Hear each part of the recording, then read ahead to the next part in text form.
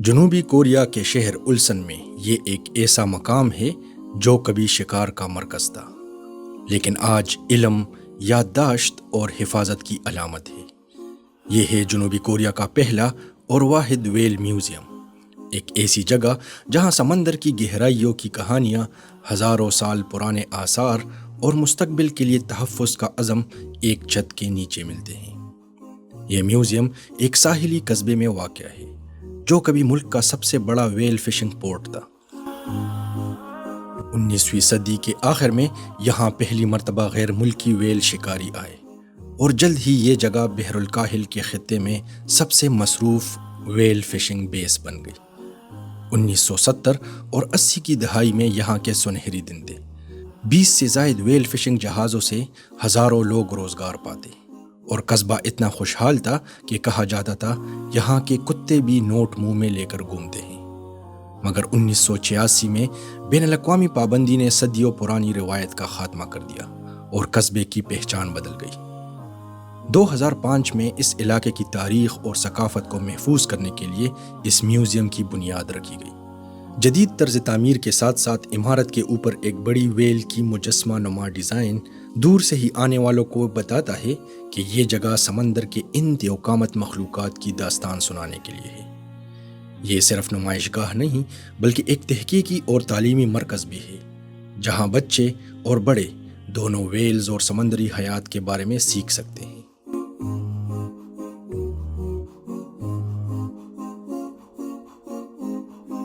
Museum میں داخل ہوتے ہی سب سے پہلے آپ کو ویلز کے مکمل ڈھانچے نظر آتے ہیں، کچھ 10 میٹر سے بھی لمبے۔ آپ جب ان کے نیچے سے گزرتے ہیں تو احساس ہوتا ہے کہ سمندر کے یہ رہائشی کتنے عظیم اور جاندار ہیں۔ ہر ہڈی، ہر جوڑ آپ کو یہ بتاتا ہے کہ یہ صرف جانور نہیں بلکہ سمندر کے ماحول کا لازمی حصہ ہے۔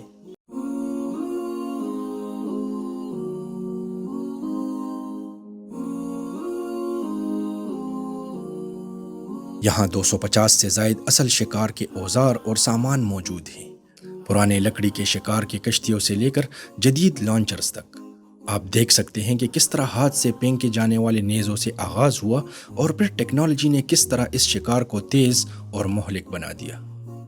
یہ حصہ تاریخ کا وہ چہرہ بھی دکھاتا ہے جو آج بدل چکا ہے، ایک ایسا چہرہ جہاں شکار روزگار بھی تھا اور روایت بھی۔ میوزیم کا ایک دلچسپ حصہ ہے 4D تھیٹر، جہاں آپ نہ صرف ویلز کو دیکھتے ہیں بلکہ ان کے ساتھ سمندر کی گہرائیوں میں محسوس بھی کرتے ہیں۔ پانی کی بوندیں، ہوا کے جھونکے اور ہلتی ہوئی نشستیں آپ کو لمحاتی طور پر ایسے محسوس کراتی ہے جسے آپ خود ایک غوطہ خور ہو اور ویل آپ کے برابر سے گزر رہی ہو۔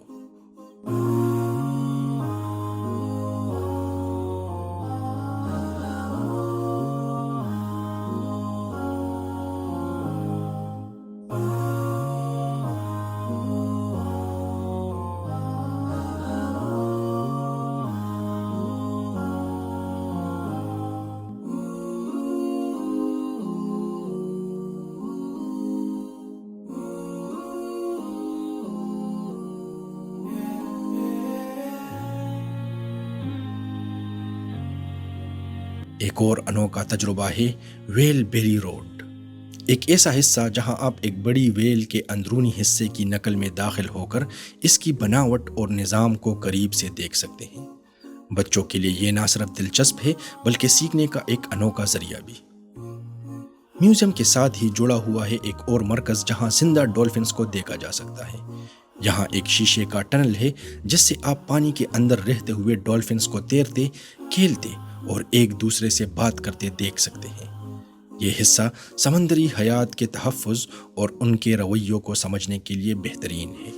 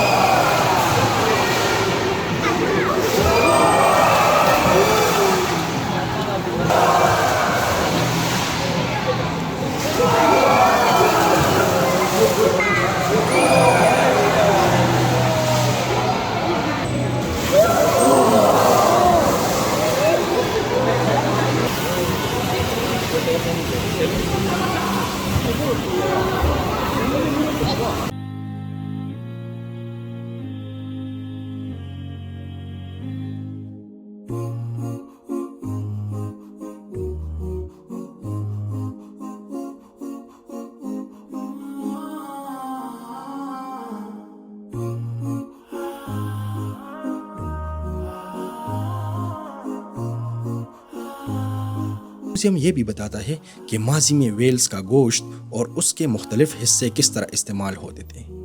12 ذائقے اور 48 حصے، ہر ایک کا اپنا استعمال، کبھی کھانے میں، کبھی دوائی میں۔ ساحلی بستیوں کے لیے ویل صرف خوراک نہیں بلکہ خوشحالی اور معاشی طاقت کی علامت بھی تھی۔ لیکن آج کہانی بدل چکی ہے۔ اب میوزیم کا مقصد شکار کو فروغ دینا نہیں بلکہ سمندری حیات کی حفاظت اور ویلز کے لیے محفوظ ماحول پیدا کرنا ہے۔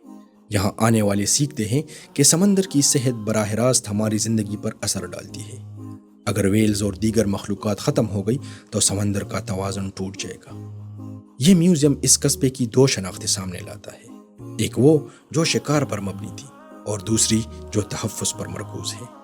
یہ تبدیلی آسان نہیں تھی مگر یہ اس بات کی مثال ہے کہ انسان اپنی روایت کو بدل کر فطرت کے ساتھ ایک نیا رشتہ بھی قائم کر سکتا ہے۔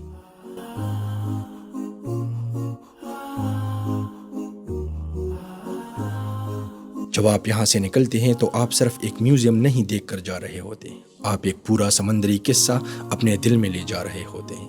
یہ کہانی ماضی کی ہے، حال کی ہے اور مستقبل کی بھی، ایک ایسا مستقبل جہاں ہم اور یہ عظیم مخلوقات ایک دوسرے کے ساتھ زندہ رہ سکیں۔